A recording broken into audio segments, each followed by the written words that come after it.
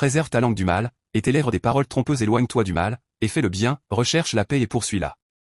Cette phrase est une expression synecdotique représentant toutes les lois de la Bible. Plus encore, ces paroles rappellent les enseignements du sermon sur la montagne que Jésus a proclamé lorsqu'il est venu sur cette terre dans un corps de chair il y a 2000 ans.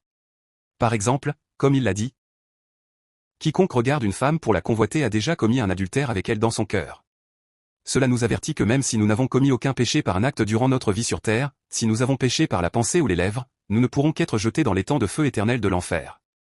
Par conséquent, on ne doit jamais pécher, que ce soit en pensée, en parole ou en acte. C'est-à-dire que si l'on te frappe sur la joue droite, présente aussi la gauche. Si l'on te force à faire 1 000, fais en 2, si l'on te demande de prêter 10 millions de wons, donnant jusqu'à 100 millions.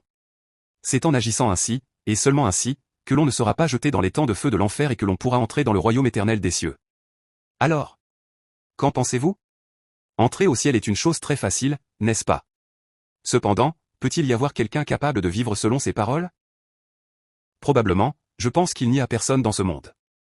Au contraire, la Bible avertit que même si l'on observe toutes ces lois, si l'on en transgresse une seule, on ne peut qu'être jeté dans les temps de feu éternel de l'enfer. Dans Jacques 2, versets 10 à 11. Car quiconque observe toute la loi, mais pêche contre un seul commandement, devient coupable de tous. En effet, celui qui a dit « Tu ne commettras point d'adultère » a dit aussi « Tu ne tueras point ». Or, si tu ne commets point d'adultère, mais que tu tues, tu deviens transgresseur de la loi. Alors, qui peut entrer au ciel par l'observation de toutes ces lois? Personne.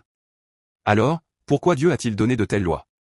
D'ailleurs, pourquoi Jésus parle-t-il dans le passage d'aujourd'hui comme s'il s'agissait du sermon sur la montagne?